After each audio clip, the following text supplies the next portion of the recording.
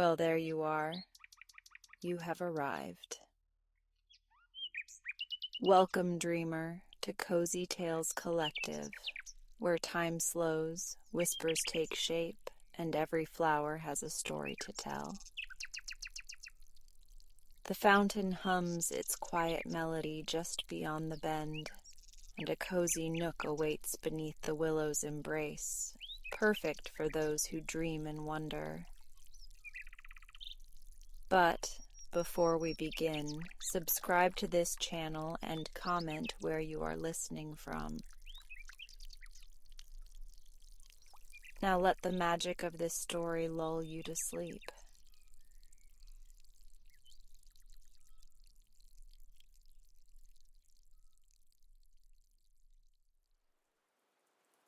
I never imagined I would set foot in this house again. As the car rumbled up the winding dirt road, kicking up dust in its wake, I felt my stomach tighten. The farmhouse loomed in the distance, its white paint faded and peeling, its once proud wraparound porch sagging under the weight of neglect. Olivia, sitting in the passenger seat beside me, let out a sigh, one of admiration, not apprehension. "It still has so much charm," she murmured, pressing her fingers to the window as if she could reach out and touch the place. I tightened my grip on the steering wheel. "It looks like a money pit." She turned to me with a frown. "Claire, don't be like that." I didn't respond. We had been having this argument since the reading of our mother's will. While Olivia saw the house as a gift, I saw it as an obligation, an unwanted weight tied around our ankles. After years of city life, the last thing I wanted was to be stuck in the middle of nowhere with a house that was more ruins than home. But Olivia had insisted we come see it first before making any decisions. I stopped the car in front of the house, cutting the engine. Silence swallowed us. No humming streetlights, no honking cars, just the whisper of wind through the overgrown grass. A hollow feeling settled in my chest. This place didn't feel like home. It never had. Olivia opened her door before I could protest, stepping out onto the cracked stone path. I followed reluctantly, my boots crunching against the gravel. The front steps groaned beneath our weight as we climbed onto the porch. The key turned with surprising ease in the lock, and the door swung open. A wave of dust and stale air greeted us, along with the unmistakable scent of time, wood, paper, and something unnameable, like secrets long buried. Olivia inhaled deeply.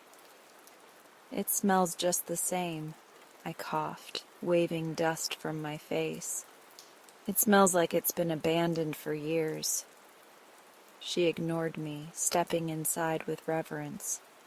I followed, eyes sweeping over the familiar yet foreign interior.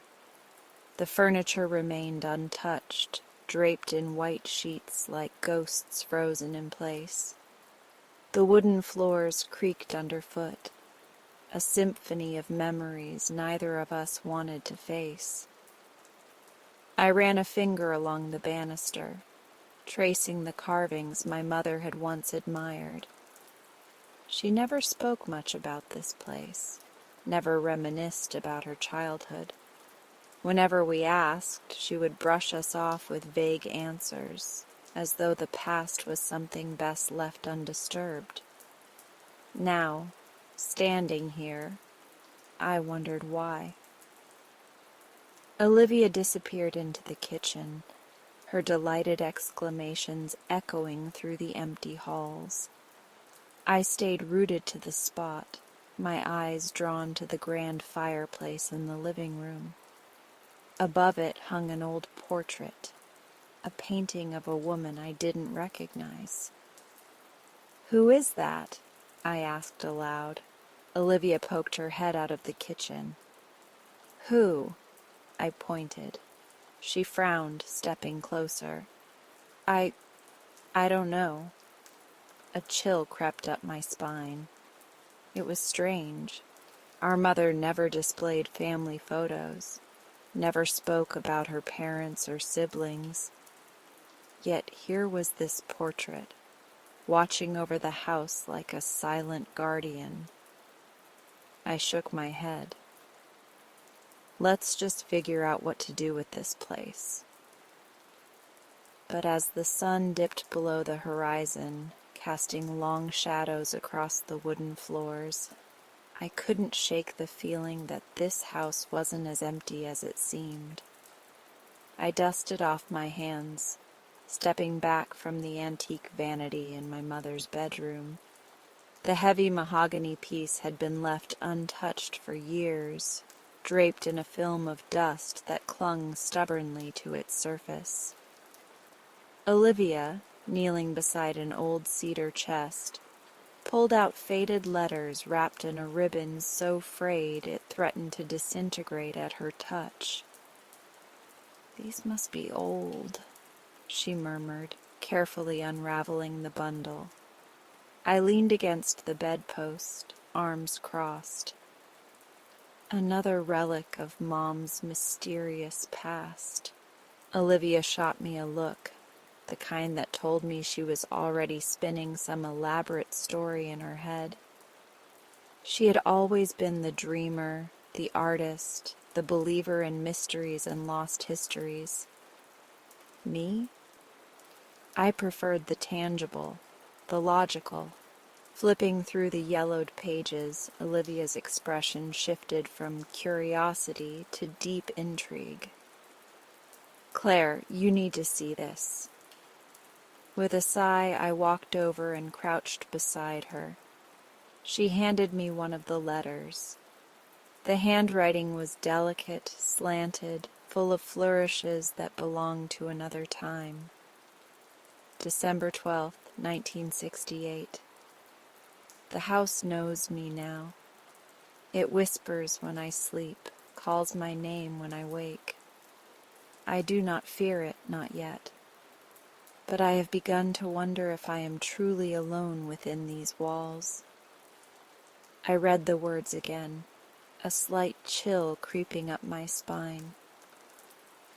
"What is this?" Olivia was already rifling through the chest. "Mom's journal entries. These are from when she was young. Eleanor Dawson before she was our mother." I exhaled, rubbing a hand over my face. "You don't think she meant this literally, do you?" "She was a teenager," Olivia said, flipping to another page. "Maybe she was being dramatic." But I wasn't so sure. Something about the way the words were written felt too deliberate, too certain. I reached for another letter, dated a few weeks after the first. January 3rd, 1969. "The walls have eyes. I am sure of it now. I see things in the corners of mirrors, reflections that do not belong to me. I have started sketching them, to prove to myself that I am not imagining it. The house does not like this." A lump formed in my throat. I looked at Olivia, but she was already lost in her own world, flipping through the journal, completely captivated. I should have laughed it off, told her it was just the ramblings of an imaginative girl. But something about it made my skin prickle. Then Olivia gasped.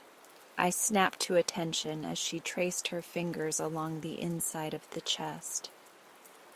"There's something here," she said, excitement lighting up her face. "A false bottom." I sat up straighter.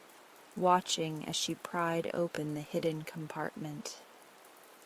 Dust billowed into the air, and then something tumbled out. It was a sketchbook. Olivia lifted it gently, as if it might break apart in her hands.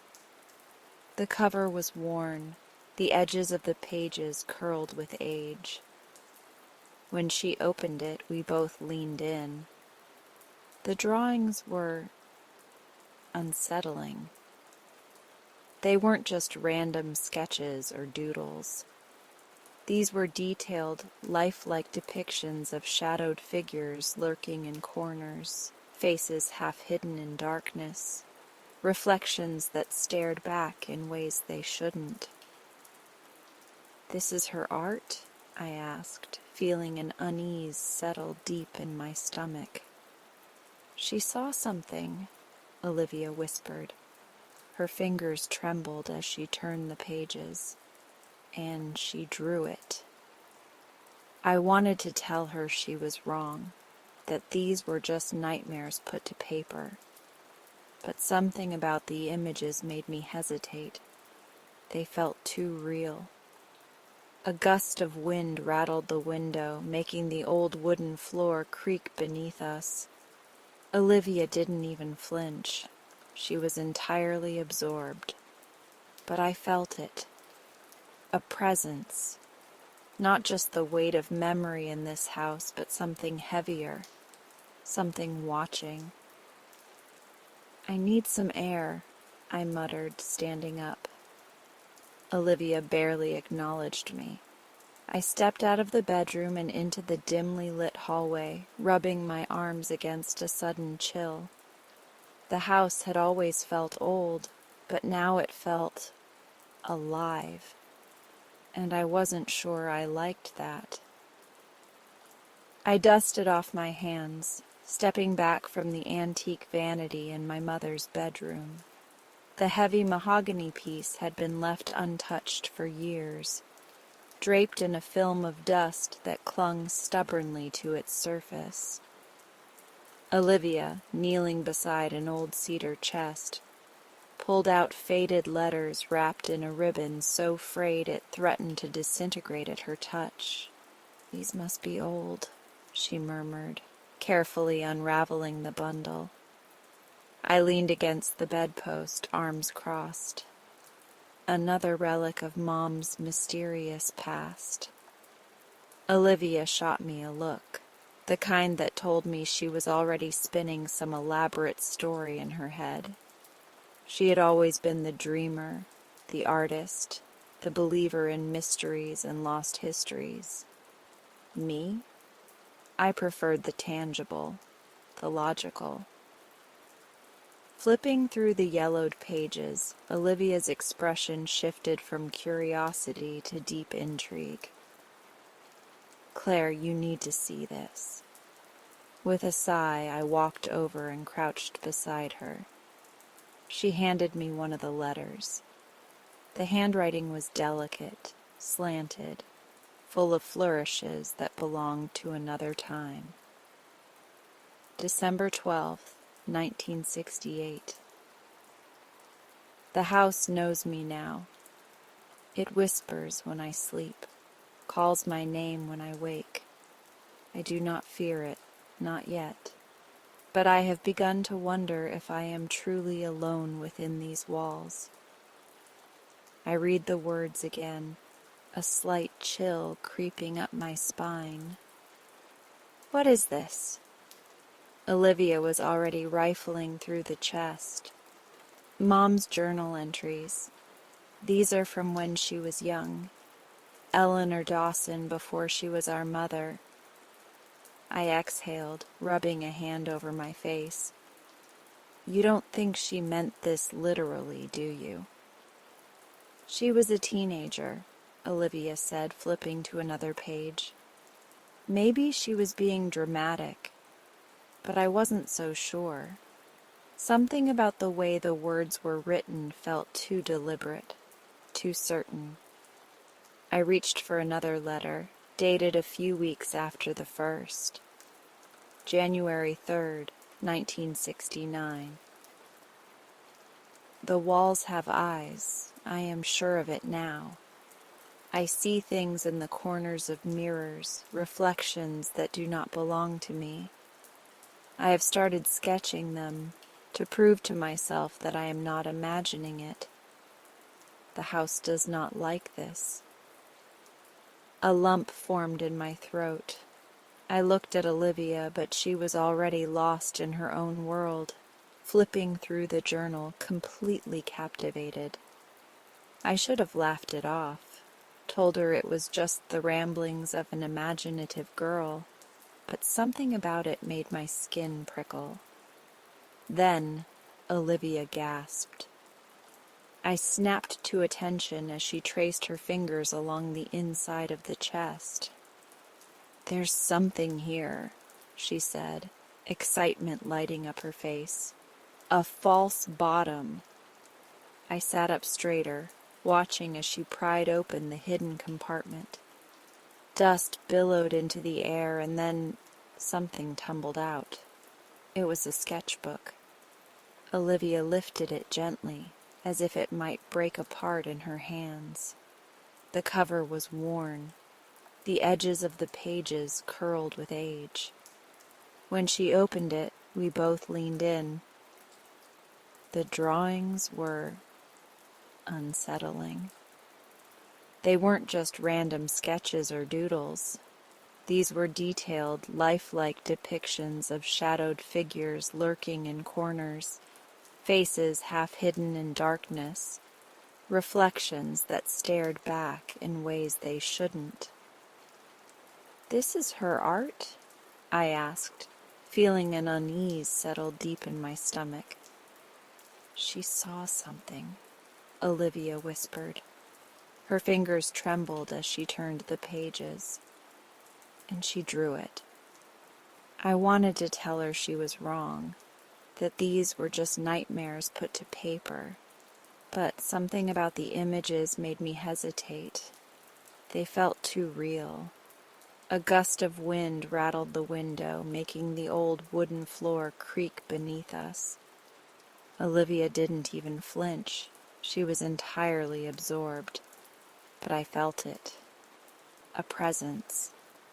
Not just the weight of memory in this house, but something heavier. Something watching. "I need some air," I muttered, standing up. Olivia barely acknowledged me. I stepped out of the bedroom and into the dimly lit hallway, rubbing my arms against a sudden chill. The house had always felt old, but now it felt alive, and I wasn't sure I liked that. Later that evening, as Olivia busied herself with her sketchbook, I found myself standing on the front porch staring out at the quiet street. The sky was a deep indigo, the air thick with the scent of damp earth. A voice broke through my thoughts. "You girls should be careful about digging too deep." I turned to see Samuel Whitmore, our mother's old neighbor, standing by the fence. He was a wiry man with weathered skin and eyes that had seen too much. "What do you mean?" I asked. He shook his head. "Your mother. She went through things in that house, things no child should have to endure. She left for a reason, and I'm not sure you want to uncover why." His words sent a shiver down my spine, but before I could ask more, he turned and walked away, leaving only the echo of his warning behind. As I stood there, unsettled, another voice called from behind me. "You okay?" I turned to see Ethan Carter, a local handyman Mom had mentioned in passing. He was tall, with an easy stance, his hands shoved into his pockets. "I think so," I said, though I wasn't sure. "I heard you and Olivia are fixing up the place." I nodded. "Yeah, trying to anyway." He hesitated, then offered, I could help. House like this, it'll take more than just the two of you. I studied him for a moment, trying to gauge his sincerity. He seemed genuine, but there was a guardedness to him, something just beneath the surface. "All right," I said slowly. "We could use the help." He nodded, his gaze drifting toward the house. "Just be careful. Old houses like this hold memories." I frowned. "You sound like Whitmore." Ethan chuckled, but there was no humor in it. Maybe he's not wrong. Inside, Olivia was sketching again, oblivious to the unease settling over me. But I couldn't shake the feeling that we had stepped into something much larger than just an old family mystery, and that maybe, just maybe, some things were meant to stay buried. I sit on the floor of the barn, my hands trembling as I hold the bundle of letters in my lap. The scent of old paper and faded ink rises to meet me, mingling with the dust stirred from the floorboards. Olivia kneels beside me, her breath shallow, her face etched with confusion and something deeper. Hurt, maybe. "She never told us," Olivia murmurs, her voice barely audible over the sound of the wind whistling through the gaps in the barn's wooden slats. "Why would she keep this from us?" I don't have an answer. Not yet. But the journalist in me is already forming the shape of the story, a puzzle waiting to be pieced together. I gently untie the faded ribbon, my fingers brushing over the delicate loops as if unraveling the past itself. The first letter is dated May 4th, 1973. My mother's handwriting is unmistakable, elegant yet firm. "Dearest Evelyn, the plan is in place. I've arranged for Mary to be at the station at midnight. She must not speak to anyone. The conductor knows to expect her and will ensure she reaches the first stop safely. From there, she will be passed along. If all goes well, she will be free within a week. God willing, we can get her out before he realizes she's gone. Yours, Margaret." My breath catches in my throat as I read aloud, my voice trembling. When I finish, silence falls between Olivia and me. "She was helping women escape," Olivia whispers. Her eyes dart to mine, wide and searching. "Like a modern-day underground railroad?" I nod slowly. "Looks like it." I flip through the letters, each one revealing more names, more coded language. My mother had been part of something bigger, something dangerous. These weren't just letters. They were blueprints for escape routes, records of women seeking freedom, evidence of a hidden network. I look at Olivia. "We need to find out more." She exhales sharply and shakes her head. "Claire, this was decades ago. Mom never told us about it for a reason. What if digging into this puts others in danger?" Her concern is valid, but my determination burns brighter. Mom kept this from us, Liv, but why? She was risking everything to help these women. Don't you want to know more about the kind of person she was? Olivia rubs her temples. Of course I do. But what if this opens something we're not ready for? I know she's afraid. I am too. But the truth is a stubborn thing, and once it has a hold of me, I can't let it go. I stand, brushing dust from my jeans. I'm going to look into this. I need to. Olivia sighs but doesn't argue. Instead, she reaches for one of the letters, scanning it with furrowed brows. Then we do it together. A small smile tugs at my lips. Together.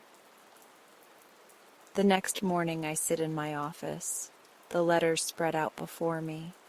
I've already called in a favor with a librarian friend who specializes in historical records. She's agreed to meet me this afternoon. A knock at the door startles me. Olivia stands in the doorway holding an old leather journal. I found this in Mom's closet, she says, stepping inside. It's her handwriting. I take it from her and flip through the pages. Notes, addresses, details of women's departures. This was more than a personal journal. It was a log of her work. Then I see a name that stops me cold. Evelyn Carter. I glance at Olivia. This is the woman Mom wrote to.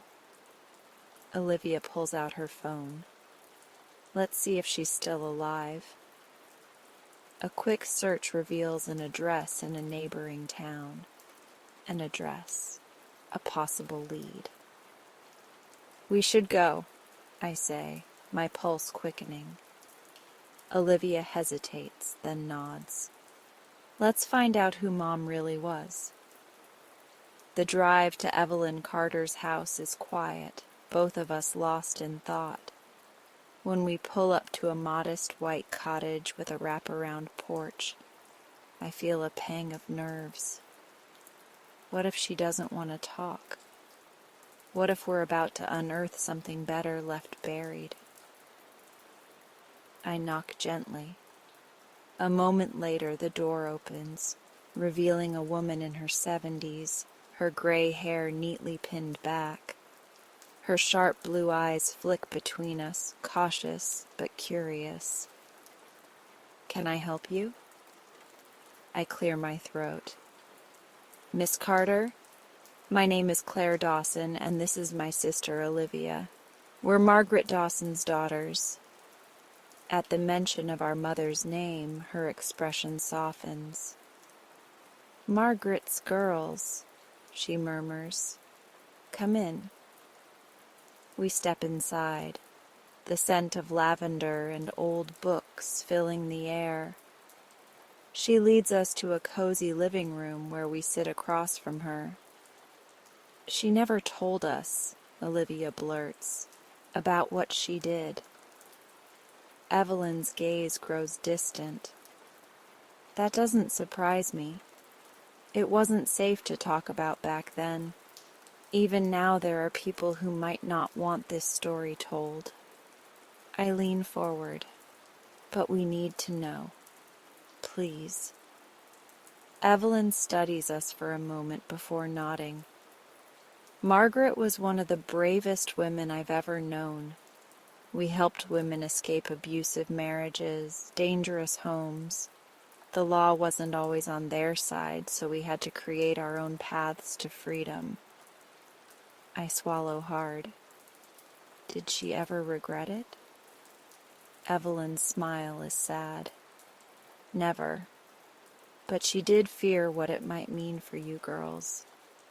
That's why she kept it hidden. Olivia grips my hand. We want to tell her story to make sure people know what she did.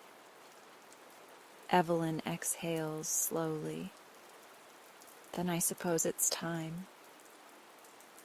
And just like that, the past cracks open before us, a story waiting to be told. The truth settled between Olivia and me like dust in an abandoned room. Our mother, Eleanor, had been someone else before she was our mother. She had been a woman of passion, of defiance, of love that defied the town's quiet traditions. Annie Caldwell's words still echoed in my ears as we left her dimly lit house and walked back toward our family home. She tried to help him escape, but it ended in tragedy. The air felt thick, suffocating, even as the night breeze brushed against my skin. Olivia walked beside me, silent, processing, just as I was. Neither of us could bring ourselves to speak about what we had just learned. Our mother had loved someone, a love so deep she had risked everything for him. Who was he? What had happened? And why had she never spoken of it? The Eleanor we had known was gentle but guarded, kind but reserved. Now I saw her as something else, a woman who had suffered, who had lost. We reached the house, its silhouette dark against the star-speckled sky. The home we had once found comfort in now felt haunted by the whispers of the past. Olivia pushed open the door, and the familiar scent of lavender and old books wrapped around us. I turned to her, my voice finally breaking the silence. "We need to find out more." Olivia nodded. "But how?" I hesitated before answering. Mom's letters. Our mother had always been meticulous about her belongings. She had a wooden chest in her bedroom, always locked, always untouched. I knew where she kept the key. We climbed the stairs cautiously, as if Eleanor herself might appear and stop us. But the house was still, save for the quiet creaks beneath our feet. In her room, I knelt beside the chest, my fingers trembling as I retrieved the small brass key from its hiding spot behind her dresser. I glanced at Olivia before slipping the key into the lock. It clicked open, and I lifted the lid. Inside, everything was carefully preserved. Old photographs, yellowed letters tied together with a faded ribbon, a delicate locket. I picked up a letter from the top, unfolding it carefully. The ink was faded but legible. "My dearest Eleanor, by the time you read this, I pray that you will have found happiness, even if it cannot be with me. You are the bravest person I have ever known, and if things were different, I would have spent my life by your side. But the world is not kind to men like me, and I cannot let you be caught in the crossfire of my fate. You deserve peace, even if it is without me. With all my love, James." A chill ran through me. James. The name felt foreign and yet suddenly so important. Olivia leaned over my shoulder, reading the letter alongside me. "She loved him," she whispered, almost reverently. I nodded. "And he left. Or he had to leave." We sifted through more letters, piecing together the fragments of our mother's past. James had been a man on the run, hiding from something or someone. Eleanor had tried to help him, but something had gone terribly wrong. Then, near the bottom of the chest, we found an old newspaper clipping. The headline sent a shiver down my spine. "Local man drowns in mysterious accident. Foul play suspected." The date aligned with the time period of the letters. Beneath the headline was a grainy photograph of a young man, his features striking even through the blurred ink. James. I swallowed hard, my throat dry. He didn't just leave. He died. Olivia's hand clenched around mine. Mom never told us. She must have carried this all her life. We sat there in silence, staring at the past, at the heartbreak Eleanor had buried beneath her careful smiles and quiet strength. "I need to know how it happened," I said, standing abruptly. Olivia met my gaze. "We both do." Our search led us back to Annie Caldwell the next morning. She seemed to expect us, already waiting in her rocking chair on the porch, a knowing expression on her face. "I thought you might come back," she said, motioning for us to sit. I handed her the newspaper clipping. "Tell us what really happened to James." Annie sighed, rubbing her hands together. "James was a kind soul, but he was involved in something he shouldn't have been.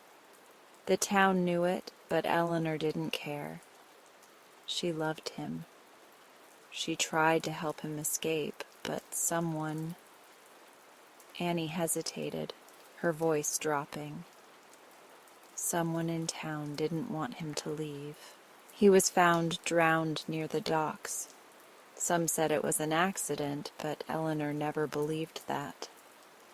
My stomach churned. "Do you think he was murdered?" Annie met my gaze, and for the first time I saw fear in her eyes. "In this town, some secrets stay buried for a reason." A chill ran down my spine. Olivia exhaled shakily beside me. "Do you know who might have done it?" Olivia asked. Annie shook her head slowly. "Your mother had her suspicions, but she never spoke them out loud. We left her house with more questions than answers. But one thing was clear. James had not simply drowned. Someone had wanted him gone, and our mother had spent her life carrying the weight of that truth alone. That night, as I lay in bed, the walls of our home felt different. No longer just ours, but filled with whispers of Eleanor's past. I thought of her, of the love she had lost, of the pain she had hidden from us. And I knew one thing for certain. We weren't done searching. Not yet. I stood in the dim light of the cellar, the damp earth beneath my feet chilling me to the bone. The summer storm had passed, leaving behind the wreckage of its fury, broken shingles, shattered windows, and most unexpectedly, the yawning mouth of the hidden cellar. I never imagined our old farmhouse held such secrets, but now, standing in the shadows with my sister Emma beside me, I felt as if the past had broken through the earth, clawing its way into the present. The box sat before us, an unassuming wooden chest, its edges worn smooth with age. It smelled of dust and time, as if it had been waiting for us to find it. Emma knelt, fingers hesitant but determined, and lifted the lid. Inside, carefully preserved against the passing years, lay a bundle of letters, the ink faded but still legible. She reached for the topmost envelope, her breath hitching as she turned it over and read the name scrawled across it. My name, Claire. I swallowed hard. It was my mother's handwriting. I hadn't seen it in years, not since she left us with nothing but fading memories and unanswered questions. My hands trembled as I took the letter from Emma and unfolded the brittle paper. My sister shifted closer, silent, waiting. I read aloud. My dearest Claire, if you are reading this, then the past has finally found its way back to you. I never wanted to leave you and Emma behind, but I had to. I had to protect you from what I could never truly escape. My hands clenched around the paper, knuckles whitening.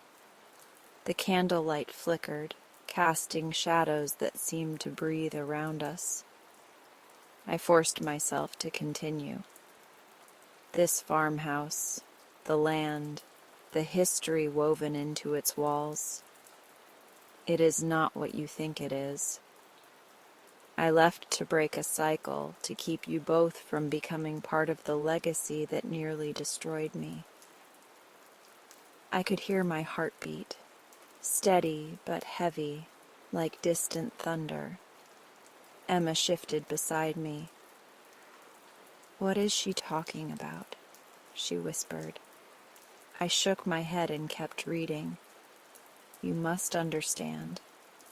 There are things I never told you about our family.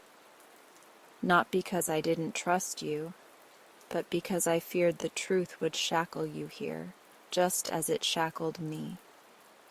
Our family has carried burdens for generations, secrets buried deeper than the foundation of this house. My mother kept them from me, just as I tried to keep them from you. But the past never stays buried." The words blurred for a moment, my mind reeling.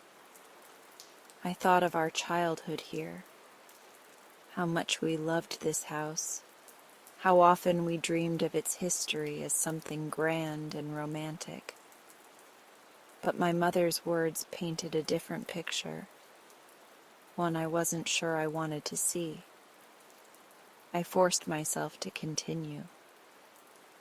There are things beneath this house that should remain undisturbed. I pray you never have to uncover them. If you are reading this, I can only hope it is because I was wrong, and you are safe. But if the past has begun to rise, if the house has revealed what I hoped would remain forgotten, then you must promise me one thing. Leave. Walk away. Do not let the secrets of this place consume you as they did me. I love you both more than you will ever know. Forgive me for not telling you sooner." Mother's silence settled between me and Emma, thick and heavy. The storm outside had passed, but in its wake, something far more dangerous had been unearthed. I looked down at the letter in my hands, the weight of my mother's words pressing into me. "She left because she was afraid of something here," Emma murmured. "Something in this house." I nodded, my throat tight. But what? The cellar suddenly felt too small, the air too thick. The house groaned above us, settling or perhaps protesting. I glanced at the remaining letters. If this was only the first, what else had she left behind? Emma reached for another envelope. "We need to know the truth, Claire." I hesitated. My mother had warned us to leave. She had begged us to walk away, but I had spent too many years haunted by the questions she left behind. And now, for the first time, I held the answers in my hands. I met Emma's gaze. "Then we keep reading." As the candle flickered, casting long shadows against the walls of the forgotten cellar, we prepared ourselves to unearth the ghosts of our past, no matter what they might reveal. The evening air smelled of damp earth and honeysuckle as Olivia and I stood on the porch, watching the last remnants of daylight melt into the horizon. The land stretched before us, a vast expanse of rolling green that had once been our playground and our mother's sanctuary. It was strange how something as simple as land could carry the weight of so much history. "We should do it," Olivia said softly. breaking the silence between us. I turned to her, tilting my head. "Do what?" She smiled, her expression one of quiet determination. "The artist's retreat, for women in need. I can feel it in my bones, Claire. This place, it was always meant to be more than just a house." I breathed in deeply, feeling the coolness of the night settle over me. "You're sure?" She nodded. More than anything. I reached for her hand, squeezing it lightly. My sister had spent so much of her life searching for purpose, for a place to belong. It turned out she had never needed to look further than home. A gentle breeze stirred the air, rustling the leaves of the old maple tree by the barn. This house had been our mother's greatest act of rebellion, her fortress, her hope for a different future. She had fought for others, women silenced by fear, trapped by circumstance, and bound by expectations. And she had won. I felt a pull in my chest, something raw and electric. I had spent my life telling other people's stories, but I had never told hers. Not really. Not the way it deserved to be told. I turned to Olivia. "I think I want to write about her, about Mom, everything she did, everything she fought for, the truth, the hidden parts no one ever knew." Olivia's eyes softened, her grip on my hand tightening. She'd want that. I nodded, the decision solidifying in my mind. She always said that stories had power. Maybe it's time the world heard hers. A silence stretched between us, but it was not empty. It was full of understanding, of shared history, of something unspoken yet deeply felt. We had both found our answers, our purpose, here in the place we had once longed to escape. As the stars blinked to life above us, I could almost hear our mother's laughter on the wind, warm and rich, wrapping around us like a promise. We were home, and we were finally free.